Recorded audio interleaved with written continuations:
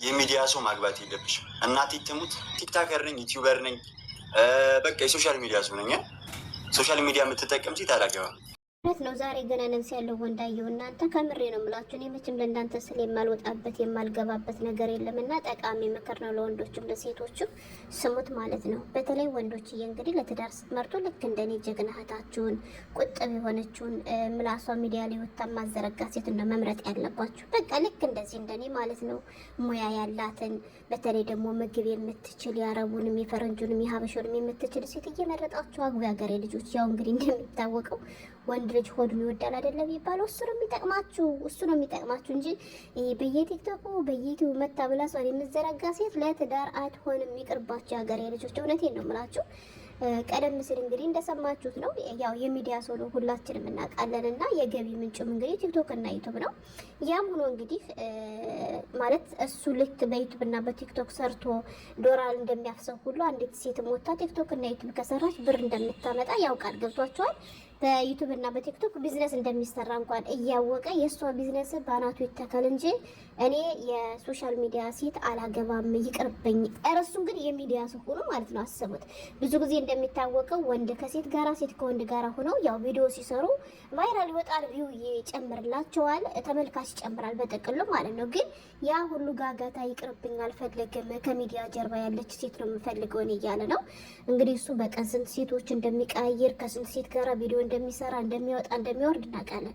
ያ ሁሉ የሚያደርገው ለዩቲዩብ ብሎ እንጂ እንግዲህ እሱ ሚዲያ የምታውቅ ሰው ቲክቶክ ምንድነው፣ ዩቲዩብ ምንድነው፣ ፌስቡክ ምንድነው የምትል ሴት ማግባት አልፈልግም።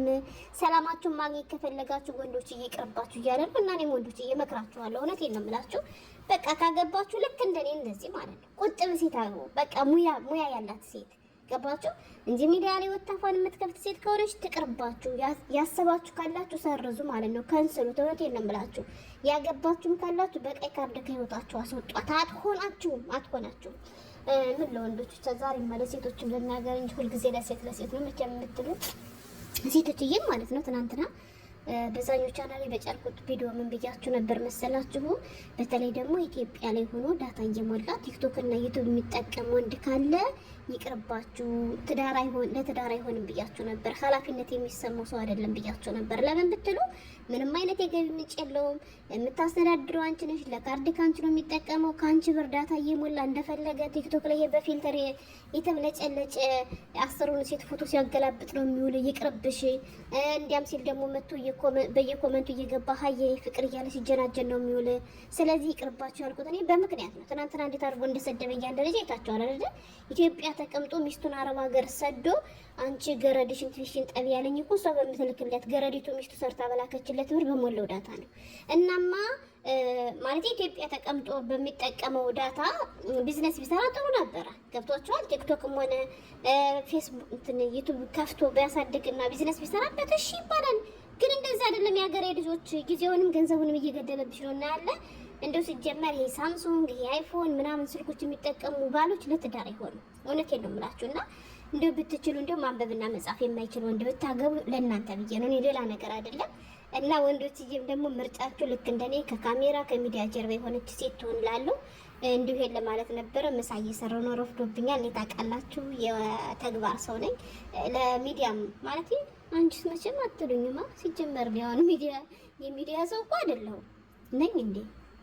አይ እኔ የሚዲያ ሰው ለመባል እኮ ብዙ ነገር አለ፣ ብዙ መስፈርት አለ። ስለዚህ ያ መስፈርት ስላለማለሁ እኔን አይመለከትም ማለት እንደኔ ያለ የምትይ አንቺ ሶትሽ ምላሽን ስዘረግ ልምቱ እንዳትሉኝ ብዬ ነው ደግሞ አስቀድሜ ይሄን ያልኳችሁ። ኧረ እኔን አይመለከትም። ለማንኛውም እያሰባችሁበት የሀገሬ ልጆች ያሰባችሁም ካላችሁ ከንስሉት፣ ይቅርባችሁ። ቻው